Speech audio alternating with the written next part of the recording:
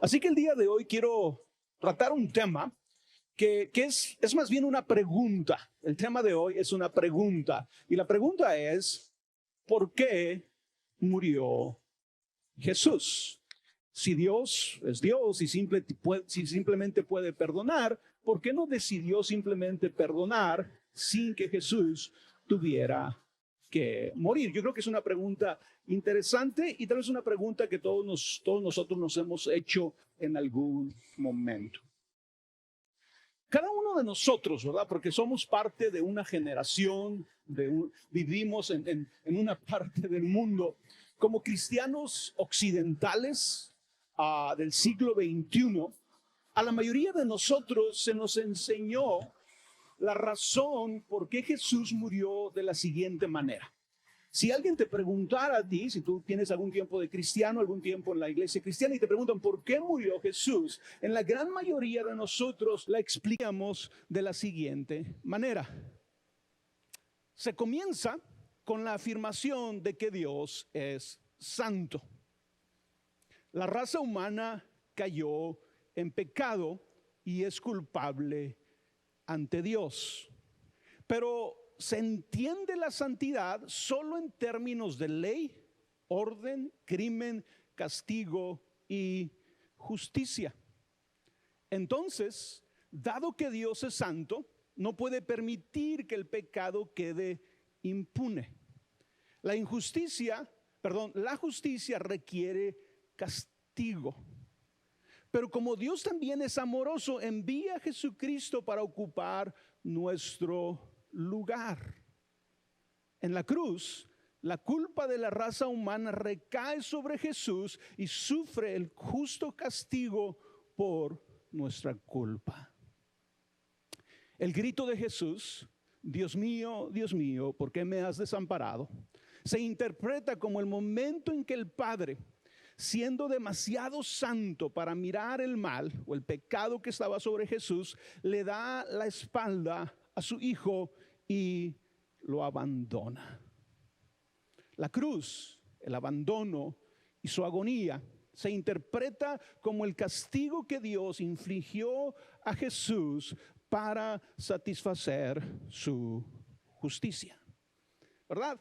Tal vez digas, Roberto, a lo mejor sí entiendo lo que me estás diciendo, pero creo que la gran mayoría de nosotros, aquellos que hemos pasado algún tiempo tratando de entender la muerte de Jesús, reconocemos que esto que acabo de decirles describe de una manera directa lo que la mayoría de nosotros aprendimos, lo que a la mayoría de nosotros nos enseñó en la iglesia, ¿sí?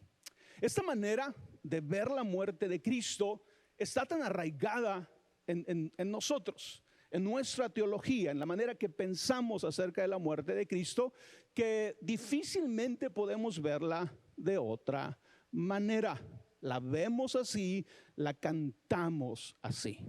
Hay una canción que regularmente cantamos por muchos años aquí en Epicentro, el Viernes Santo, y hablábamos precisamente de cómo Dios le daba la espalda a su Hijo, de cómo Dios no podía ver a Jesús en la cruz a causa del pecado que estaba sobre él. Entonces esta teología está tan arraigada en nosotros, lo vemos así, la entendemos así, la muerte de Cristo, la cantamos así en ocasiones.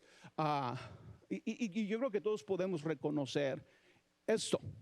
Pero déjame hacerte un par de preguntas el día de hoy que creo que van a ser un poco desafiantes. Y ¿es esta la única manera de entender la muerte de Cristo? Y no solamente es esa pregunta, la segunda, ¿es esta la mejor manera de entender por qué Jesús murió?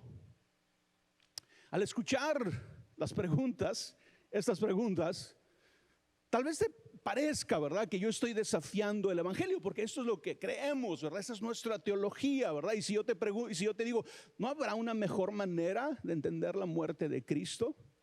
¿Es esta la única manera de entender la muerte de Cristo? Se puede pensar o se puede experimentar estas preguntas como una especie de desafío al evangelio. Pero déjame aclarar algo, traer cierta claridad a este tema. Cuando hablamos del evangelio, Estrictamente estamos hablando de esto. El Evangelio es la buena noticia de Dios para los seres humanos. Cuando tú y yo utilizamos la palabra evangelio, estamos hablando estrictamente de la buena noticia de Dios para los seres humanos. Esta buena noticia es que la muerte y resurrección de Cristo reconcilia a los pecadores con Dios. ¿Sí? Entonces, cuando hablamos del evangelio, estamos hablando estrictamente de esto. Pero lo que yo expliqué al principio de cómo tú y yo entendemos la muerte de Cristo no es en sí el evangelio. El evangelio es esto, ¿sí? Lo que yo les expliqué al principio, cómo la mayoría de nosotros entendemos la muerte de Cristo, es lo que se conoce como una teoría de expiación, ¿sí? No es el evangelio en sí. Es una teoría de expiación, una explicación de cómo la muerte y resurrección de Cristo reconcilia a los pecadores con Dios. Entonces es muy importante entender esto. El evangelio es simplemente la proclamación de que Cristo, a través de su muerte y su resurrección, nos reconcilia con el Padre. No cómo lo hace, no cómo lo hizo, no todo lo que sucedió, simplemente la proclamación de que sucedió, ¿sí?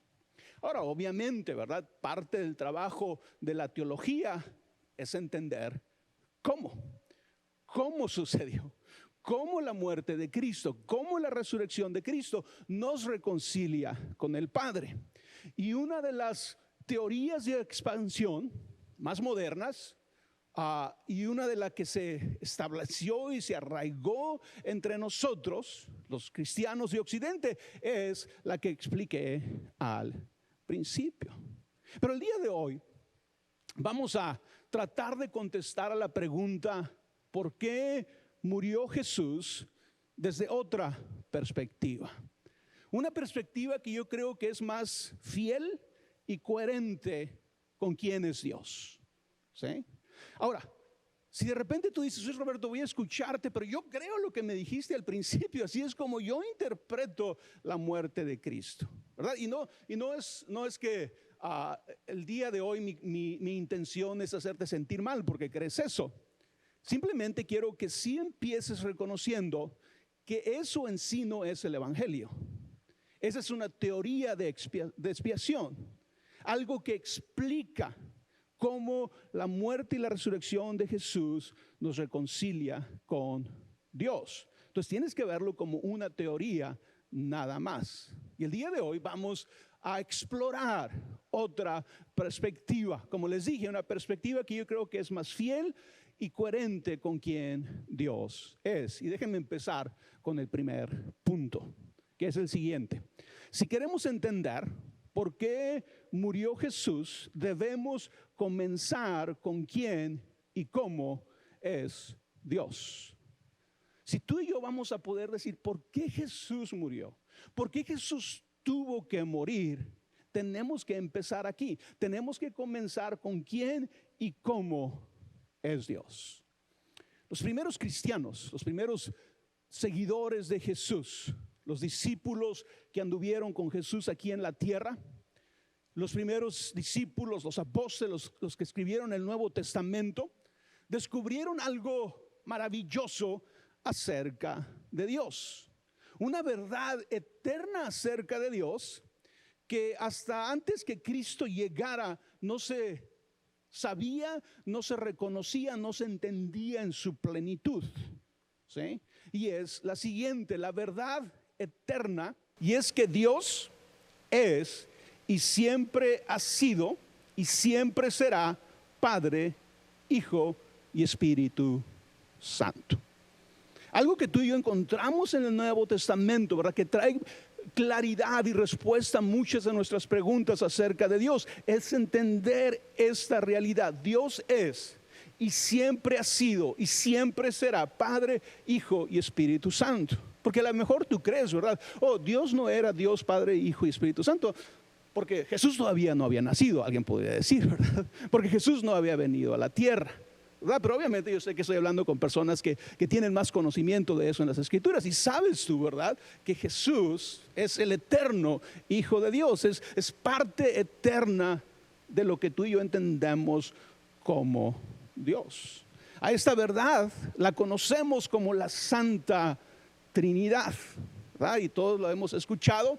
Es un tema difícil de explicar, ¿verdad? Cómo tres personas son un solo Dios, ¿sí? No me pidan que lo explique, no, es difícil de explicar, pero es una verdad eterna que encontramos en el Nuevo Testamento. Y este fue un descubrimiento para los primeros cristianos, ¿verdad? Cuando empezaron a entender esta verdad de que Dios era Padre, Hijo y Espíritu Santo.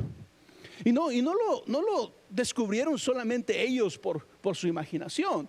Jesús mismo, ¿verdad? Antes de ascender, cuando les da la gran comisión a los discípulos, al final de la gran comisión les dice que bauticen a los nuevos discípulos en el nombre del Padre, del Hijo y el Espíritu Santo. La primera vez que en el Nuevo Testamento encontramos ¿cómo se puede decir? Una declaración así tan específica acerca de Dios. Dios es Padre, es Hijo y Espíritu Santo. Viene de los labios de Jesús. La palabra Trinidad no solamente se refiere a que Dios es Padre, Hijo y Espíritu Santo, sino también al tipo de comunión que existe entre el Padre, el Hijo y el Espíritu Santo. Entonces, cuando tú usas la palabra Santísima Trinidad, no solamente estás diciendo Dios es Padre, Hijo y Espíritu Santo, tú estás también hablando de un tipo de comunión que se da entre el Padre y el Hijo y el Espíritu Santo, un tipo de relación. A esta comunión la conocemos como la vida de Dios. La Trinidad es cómo Dios vive. Es lo que describe cómo es Dios, pero también cómo Dios vive. Es la vida de la Trinidad. Y ustedes me han oído hablar muchas veces aquí de esta palabra, la palabra Zoe, que habla de vida espiritual, la vida de Dios. La Trinidad es una comunión íntima del Padre, el Hijo y el Espíritu Santo, llena de amor, de un amor apasionado, de un deleite mutuo, ¿verdad? Y tú y yo lo podemos ver en el Nuevo Testamento. Cuando Jesús es bautizado, ¿verdad? Viene el Espíritu Santo en forma de paloma sobre él y una voz del cielo que dice: este es mi Hijo amado, el cual me causa mucho deleite. ¿Sí? Entonces, en esta comunión que tú y yo llamamos la Trinidad, es una comunión llena de amor apasionado, llena de un deleite mutuo, llena de alegría. Es una alegría ilimitada, ¿sí? Es una comunidad donde hay creatividad infinita. Ve el universo en el cual vivimos. Sí, ve el espacio en el cual vivimos, ve la naturaleza que Dios nos ha regalado para darnos cuenta, ¿verdad? Que es una comunión donde hay una creatividad infinita y hay una bondad sorprendente. ¿Sí? La Trinidad es algo que tú y yo tal vez nunca vamos a entender del todo, pero la reconocemos. La podemos percibir así como le sucedió a los primeros cristianos. En ocasiones yo digo: tú nunca te preocupes cuando estés en medio de la alabanza, de la adoración, si en algún momento, como el día de hoy, en un momento en el que cantamos una canción al Espíritu Santo y le decimos al Espíritu Santo que venga, y luego cantamos otra canción que hablamos específicamente de Jesús, de su sacrificio en la cruz, y luego cantamos otra canción que habla del Padre. Y algo que suena chiste, ¿verdad? Por algo que yo digo: nunca te preocupes, ¿verdad? De que Jesús está celoso porque le están cantando al Espíritu Santo. No, nunca llegues a pensar que el Padre está celoso porque le están cantando al Hijo. Recuerda, ellos son uno.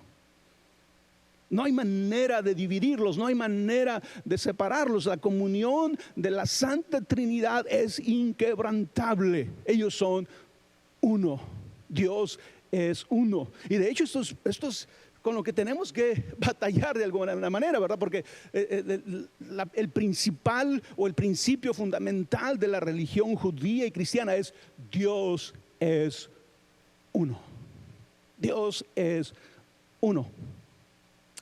Entonces, el empezar con quién y cómo es Dios, cómo es su carácter, ¿sí?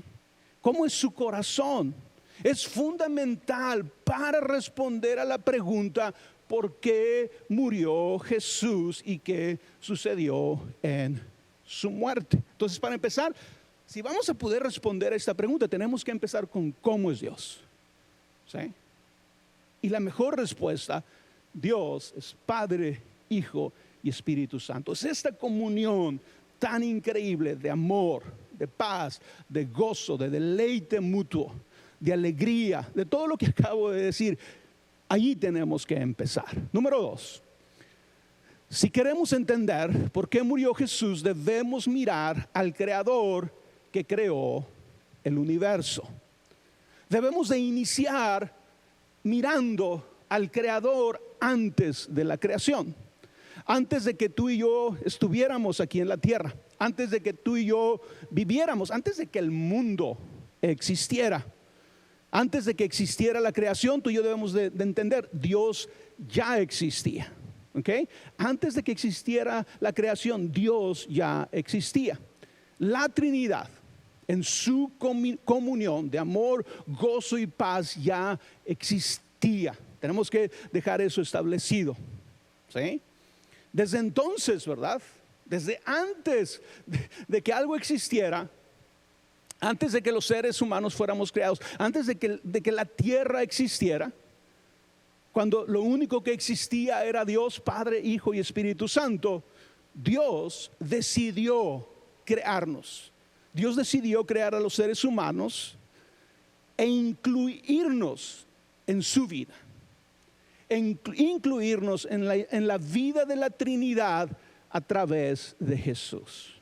Entonces tú puedes imaginarte a Dios, ¿verdad?, cuando nada existía, decidiendo crear al ser humano. Y el propósito de Dios al crear al ser humano es para que el ser humano sea parte de esta comunión que existe entre el Padre, el Hijo y el Espíritu Santo. La invitación, ¿verdad? O el propósito o la razón por que Dios nos crea es para que tú y yo seamos parte de la vida de Dios, ¿sí? Como dije, Dios decidió hacer eso a través de Jesús. Dios, dice este pasaje, nos salvó y nos eligió para que seamos parte de su pueblo santo.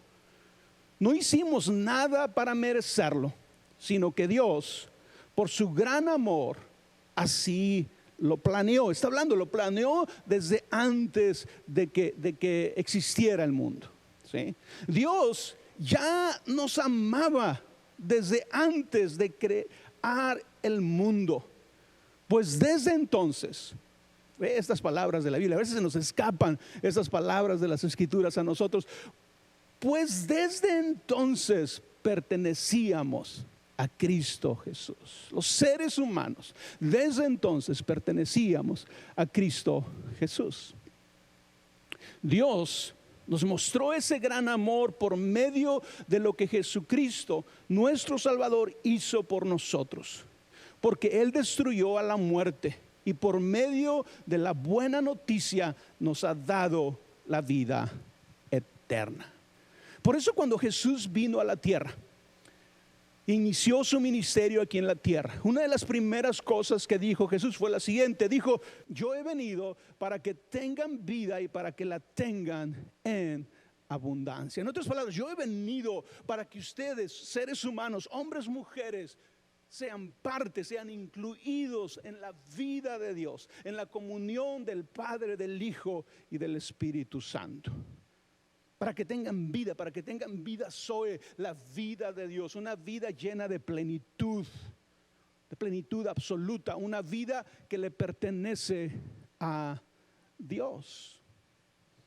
Entendiendo esto, lo primero, ¿verdad?, que podemos decir de la muerte de Jesús es que la muerte de Jesús es parte central del plan de Dios para incluirnos en su vida, ¿sí? Entonces, cuando tú dices, ¿por qué Jesús tuvo que morir? Lo primero que tenemos que decir, lo primero que tenemos que entender es que la cruz de Jesús, la muerte de Jesús es parte central del plan de Dios para incluirnos en su vida. La realidad que impulsa la venida de Jesucristo y lo empuja hasta la cruz es la pasión del Padre, es la pasión de Dios, es el amor de Dios. Es la pasión del Padre por tenernos como sus hijos amados. ¿Qué lleva a Jesús a la cruz? El amor de Dios por nosotros. ¿Qué dice Juan 3:16? Porque de tal manera, ¿verdad?, amó Dios al mundo que dio a su Hijo unigénito. ¿Qué es lo que lleva a Jesús a la cruz? El amor de Dios por nosotros. El amor de Dios por los seres humanos. El plan que Dios tuvo desde el principio para que tú y yo formemos parte de su vida. Dios nunca ha abandonado sus planes para con nosotros. Dios nunca ha abandonado sus planes acerca de los seres humanos. ¿Sí? ¿Por qué murió Jesús? Jesús murió porque el Padre no nos abandonó. Jesús murió porque el Padre no abandonó el plan que Él tenía para nosotros, el propósito que Él tenía para nosotros desde antes de la fundación del mundo. Porque el amor del Padre por nosotros es infinito, es inquebrantable. Esa es la razón por la que Jesús murió. Para empezar, ¿verdad? Para empezar tenemos que establecer eso. Número 3, si queremos entender por qué murió Jesús, debemos reconocer la profunda enfermedad espiritual que se infiltró en la raza humana a través de Adán, a lo que llamamos el pecado. El pecado tiene que ver por qué Jesús murió. No es la razón primordial por la cual Jesús murió. Jesús murió por el amor del Padre, por el compromiso de Dios con nosotros, por el compromiso de Dios de cumplir su plan y propósito. Ese es el fundamento, ¿sí?, de la muerte de Jesús. Pero el pecado es parte de lo que sucede. Jesús murió, ¿verdad?, porque la única manera de pasar de la caída de Adán a la vida de Dios, la caída de Adán y Eva, la vida de Dios, era mediante la crucifixión de la existencia adámica. ¿A qué me refiero cuando digo existencia adámica? La vida de Adán y Eva después de la caída. Me refiero a una vida que no ama a Dios y que no escoge a Dios. Ese fue el gran pecado de Adán y Eva. No amar a Dios como debían de haberlo amado, y de no escoger a Dios por sobre todas las cosas. Jesucristo, y aquí es donde debemos de empezar a pensar bien, Jesucristo no fue a la cruz para cambiar a Dios. Porque a veces lo entendemos así, ¿verdad? Dios es tan santo, Dios es tan justo, Dios tenía que castigar el pecado, ¿verdad? Y si no castigaba el pecado, entonces Dios iba a destruir a la humanidad. Pero luego viene Jesús y muere por nosotros, y por fin Jesús cambia a Dios, cambia las intenciones de Dios, ¿sí? Pero ¿es esa la manera correcta de verlo? ¿Es esa la manera correcta en que lo tenemos que ver? Lo que yo quiero decirles hoy es que no, esa no es la manera correcta de verlo. Vuelvo a decirlo, Jesucristo no fue a la cruz para cambiar a Dios. Fue a la cruz para cambiarnos a nosotros. Fue a la cruz para cambiarte a ti. Fue a la cruz para cambiarme a mí. No murió para apaciguar la ira del Padre, ni para sanar el corazón dividido de Dios. Un corazón que sí nos amaba, pero también nos quería castigar.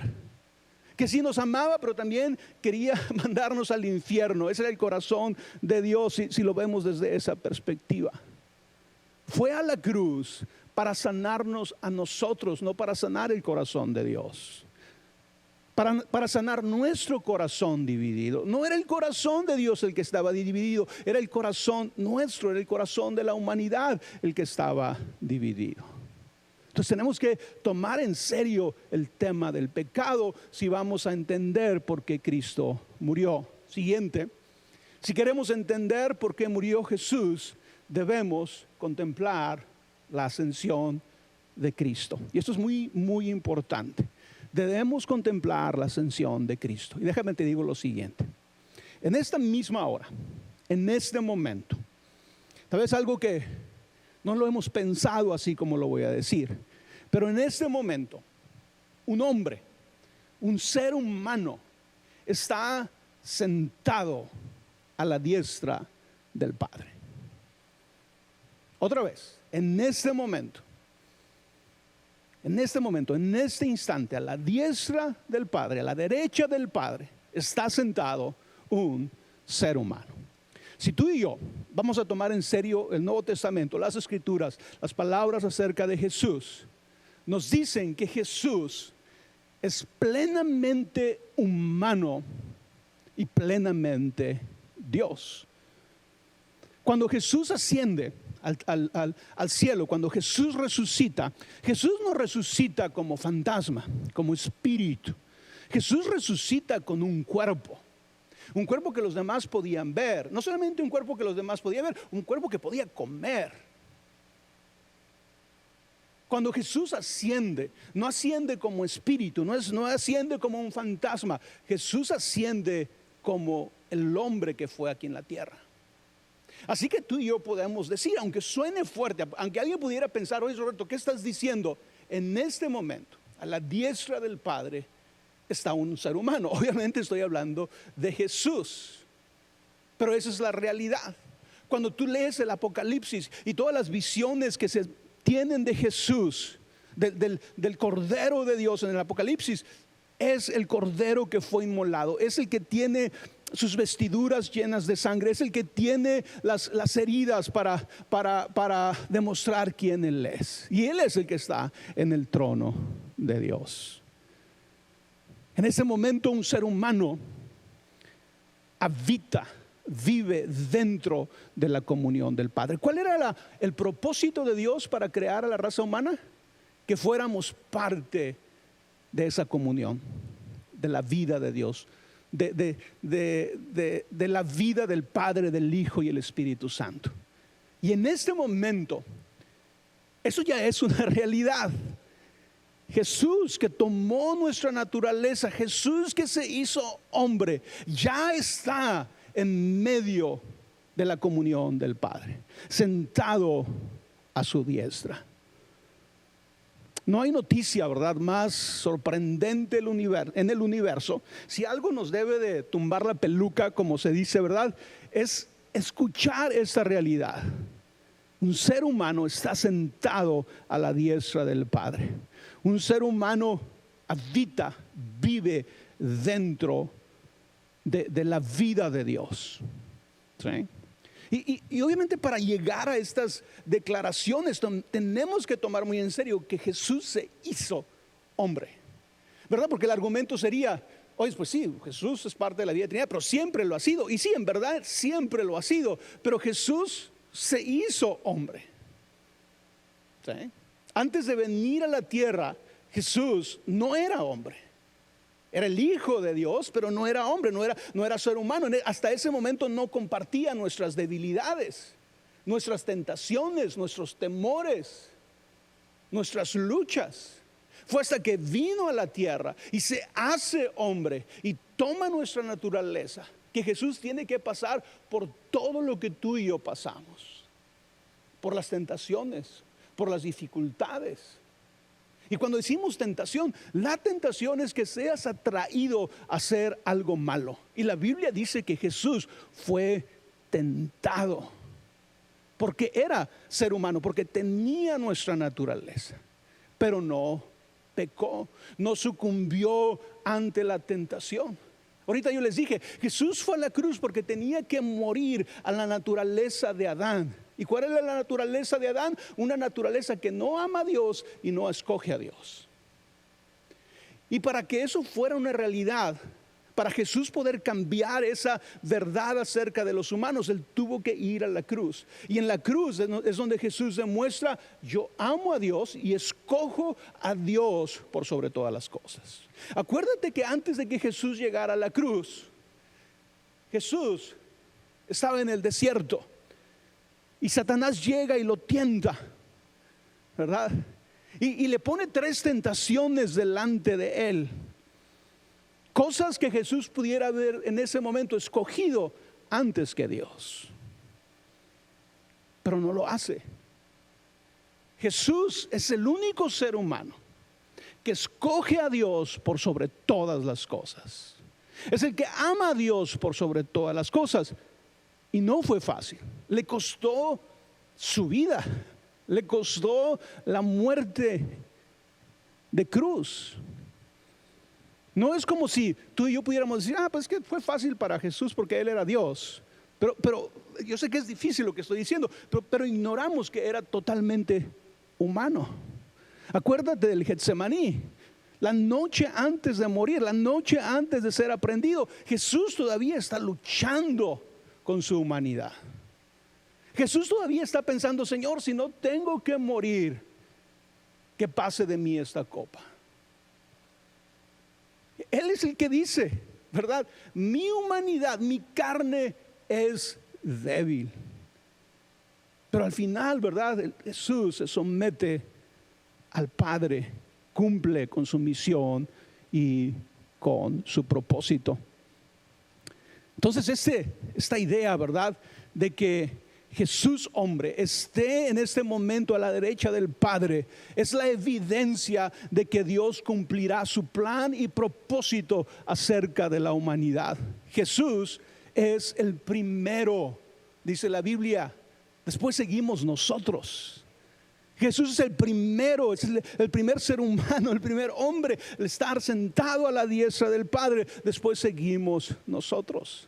Veamos cómo lo dice Pablo en Colosenses 1:15 al 20 que leímos esta mañana. Dice, hablando de Jesús, Él es la imagen del Dios invisible, el primogénito sobre toda creación.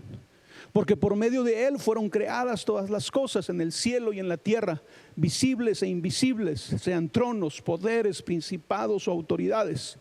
Todo ha sido creado por medio de Él y para Él. Él es anterior a todas las cosas, que por medio de Él forman un todo coherente. Él es la cabeza del cuerpo, que es la iglesia. Él es el principio, el primero, el primogénito de entre los muertos, para ser en todo el primero. Porque a Dios le agradó habitar en Él con toda su plenitud y por medio de Él reconciliar consigo a todas las cosas, tanto las de la tierra como las del cielo, haciendo la paz mediante la sangre que derramó en la cruz. El escritor de Apocalipsis dice, porque fuiste sacrificado y con tu sangre rescataste para Dios a gente de toda raza, idioma, pueblo y nación. Al hablar de la muerte de Jesús siempre debemos de recordar que somos rescatados, que fuimos rescatados para Dios. Cristo no nos salva de Dios, sino para Dios. En nuestro entendimiento a veces de la cruz vemos a Cristo rescatándonos de la ira de Dios. Pero en realidad, ¿verdad? Si ponemos mayor atención, vamos a darnos cuenta, como dice este pasaje, que Cristo nos rescata no de Dios, sino para Dios. Para vivir para Él, para ser como Él, para vivir en comunión con Él.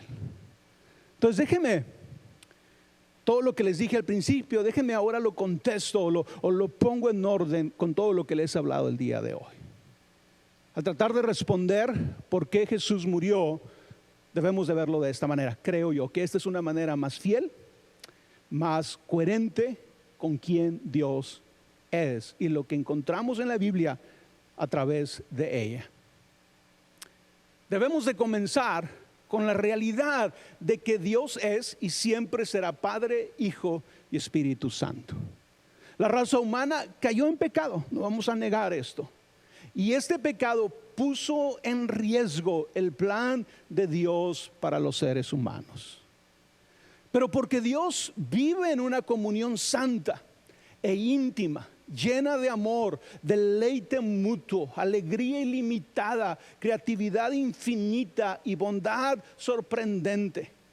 Y porque el plan imparable de Dios era hacer a los seres humanos parte de esa comunión, ese riesgo no lo tomó por sorpresa.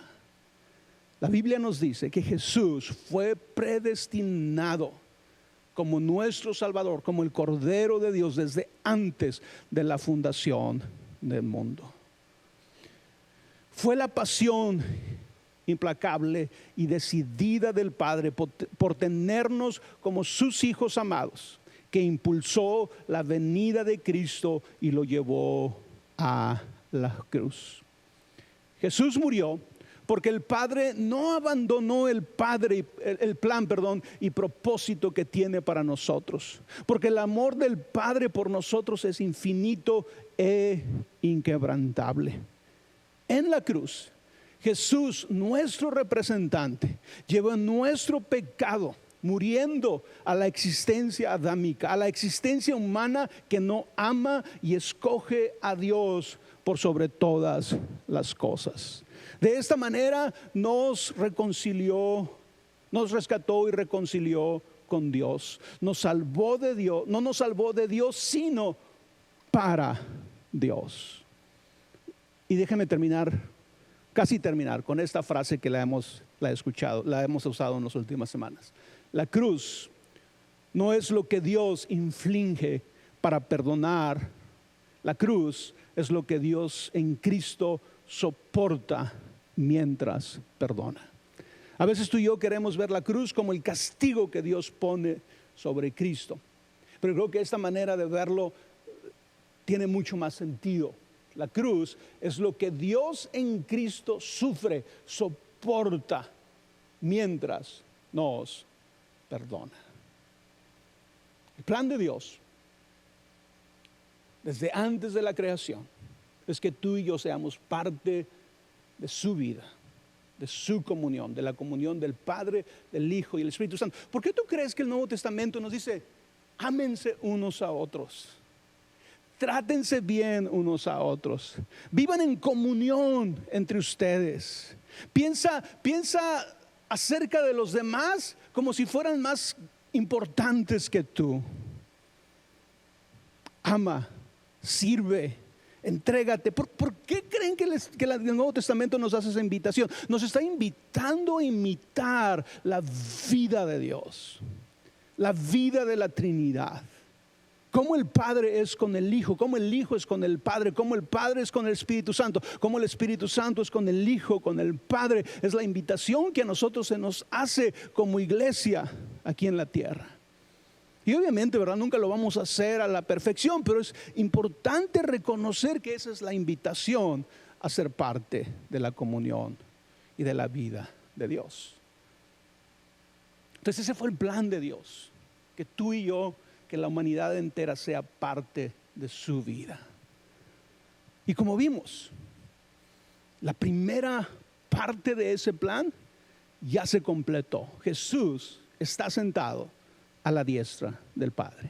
Jesús está sentado a la derecha de Dios como un ser humano. Pero fíjate cómo termina la Biblia. Fíjate lo que termina diciendo la Biblia acerca de ese cumplimiento total del plan de Dios. Y dice, oí una potente voz que provenía del trono y decía, aquí, entre los seres humanos, está el santuario de Dios. Él habitará en medio de ellos y ellos serán su pueblo. Dios mismo estará con ellos y será su Dios. ¿Cómo termina la historia de la humanidad? Por lo menos la historia de la humanidad aquí en el mundo, en la tierra, termina en unión con el Padre. El cumplimiento del plan y propósito que inició antes de que tú y yo fuéramos creados, de que el universo fuera creado. Cuando en el corazón de Dios solamente éramos un sueño, el sueño era que tú y yo fuéramos parte de su vida. Y así termina la Biblia haciendo esta declaración.